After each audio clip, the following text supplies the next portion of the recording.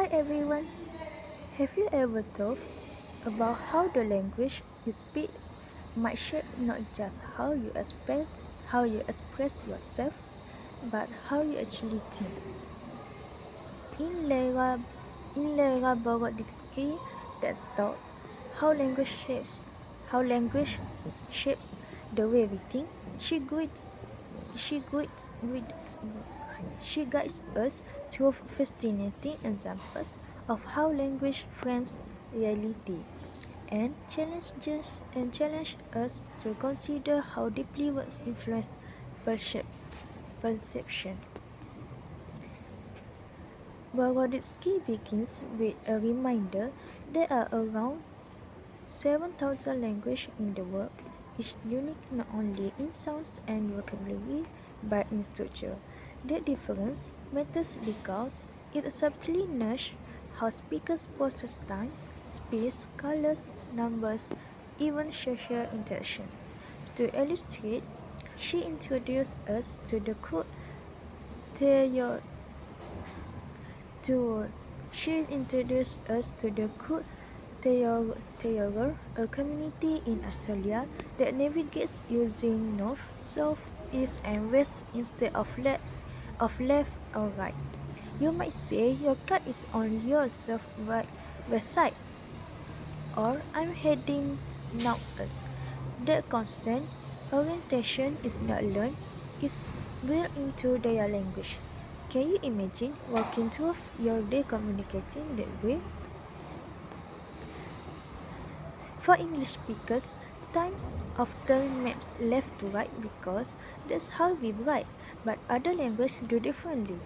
Writing direction or the speaker's orientation can change how they perceive the passage of time. Then there's counting.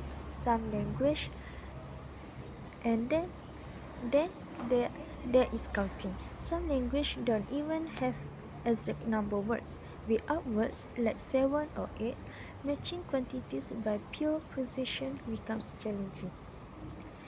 Imagine everyday math feeling like guesswork, and color language vary in how they categorize shapes.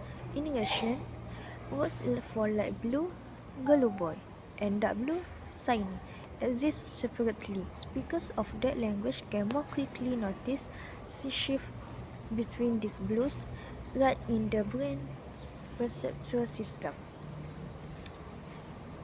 Grammatical gender is another intriguing example. In German, British die Brot is feminine. In Spanish, Bris el printer is masculine. Studies found that German speakers described French bridge as elegant or beautiful, while Spanish speakers use words like strong or learn language, shaping how we characterize objects. Then there's even event memory influenced by language.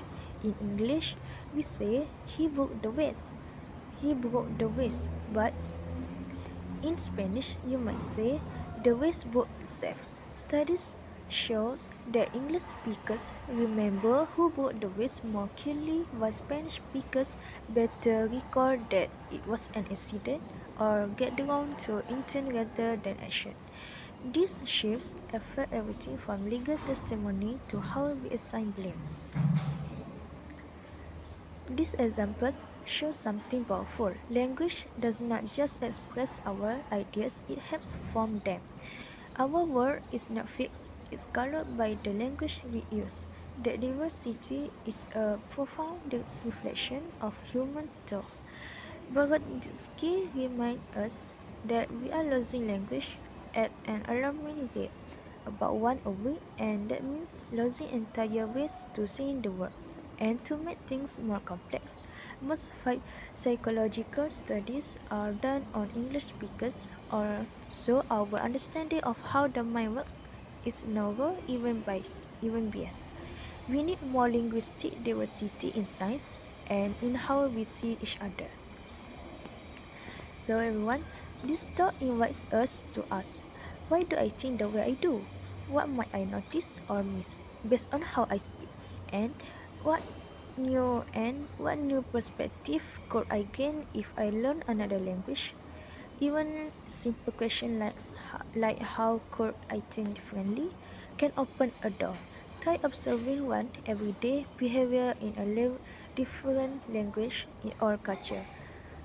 How they speak about time, direction, or feelings. And just to glimpse the flexibility of the human mind, because language does not just come with it, it creates it. Thanks for listening. Goodbye.